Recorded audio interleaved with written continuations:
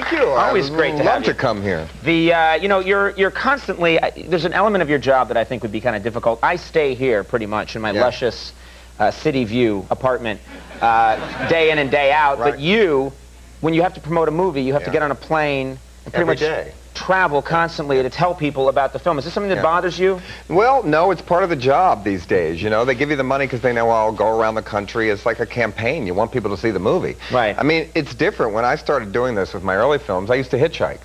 Really. You hitchhiked to promote the film? And we'd go whatever city had just had a riot or something and go there and hand out flyers and get people to come. Then, I used to just pick a city that was in turmoil. Well, this was in the 60s whenever they had blown up the Bank of America, that's where we went. Right, you know? right. So then, though, I went on train, but we never had the money, so you can travel on the train and sneak in the bathroom, and if you get caught, they just put you off in the next city.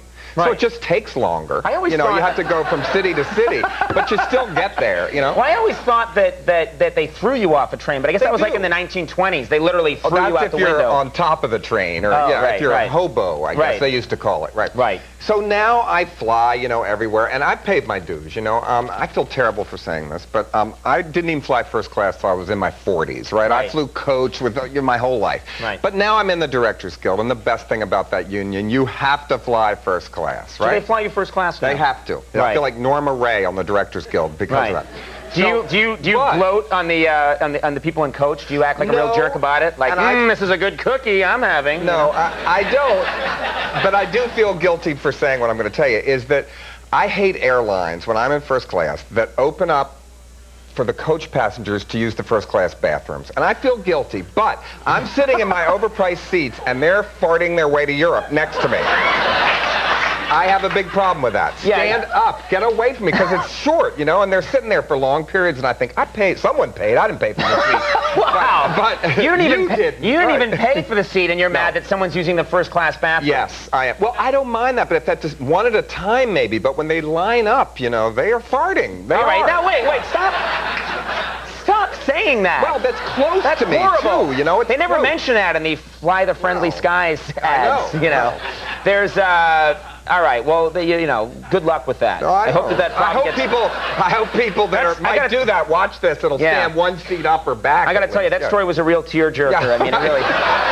People everywhere, I feel so bad for that guy. Now they'll do it on purpose next to me, right? Yeah, if they're talented enough, Now... I understand that you have a problem with the film Patch Adams, and there was even an article in the paper today. It's not a problem. They just went to a picture that we always have ready to go in case someone mentions Patch Adams. There you go. Oh, yeah. It's our Patch Adams button. That's an enema ball on his nose. An enema ball, yeah. And to me, I actually secretly love that movie. I feel like Barbara Bush watching Pink Flamingos when I watch that movie. It's an extreme movie at the other end of the cinema-going experience. So much so that I was thinking of getting a Patch Adams tattoo.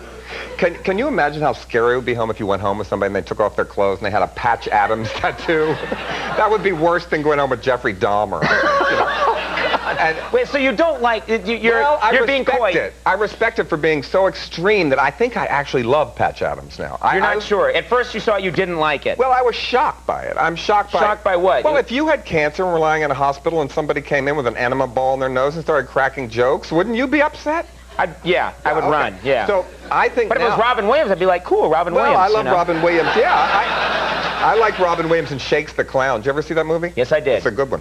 All right, but what I think is I want to do now... like a really strange Siskel and Ebert sort of... is go dressed as Patch Adams to the theater and shout out dialogue, like the only cult member of the Patch Adams fan club. So you want to know all of the dialogue to Patch Adams, go and see screenings of Patch Adams. No, alone, dressed like Patch Adams. Imagine scaring the ushers, how much fun it would be. Did you see John Waters is in there dressed as Patch Adams?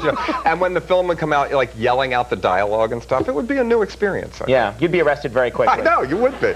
Now, let's talk about Cecil B. Demented. This is the new film. Yes. Tell us, the plot to the film, briefly, is that a group of anarchists kidnap Melanie Griffith and force her to be terrorists against the movie business. Yes. And they force her to make a movie that's anti-movie business. Yes, but then they go out and raid movies. They stop sequels from being made. They raid Patch Adams, the director's cut. Again, the anger towards Patch Adams. No, it's a who's tribute. only trying to help children everywhere. Yeah. Now, is that you asked at one point for Melanie Griffith to have her hair set on fire. Well, she does set her hair on fire in the movie, but it's a tribute. In the old days when we made Pink Flamingos, I seriously asked Mink Stole, would you set your hair on fire in this movie? And she said, well, yeah.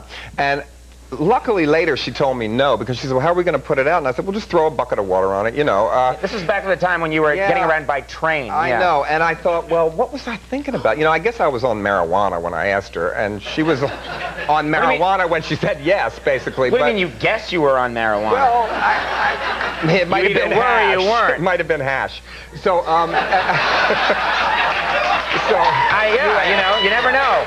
But sometimes it gets so confusing. I know. You have to keep accurate records. Exactly what you're smoking. Yeah. Well, she said no, finally. Thank God, because I didn't want to hurt her. I mean, she might look like Mask now, and I'd be in prison or something, you know. So you'd be in prison dressed as Patch Adams. Yeah, that's right. In protective custody. All right, well, we have a clip here from Cecil B. Demented. Do we need to set this up? Well, I think it's when they raid the theater, when they go to a mall, and they're against, you'll see, it's they're showing their terrorism against the mainstream movie audience. Well, let's take a look at this clip from Cecil B. Demented. I'm Cecil B. Demented, and you're in my movie. You look in the camera and ruin a take, you're dead. Do you know Quentin Tarantino? I love his movies. No ad-libbing! $3 for a candy bar? You call that a medium? Look, this is still popped in coconut oil, isn't it? Hey, what's the trouble here? Nobody needs this garbage. We are the ultimate bad review. Please. I didn't make this movie. I'm just the manager.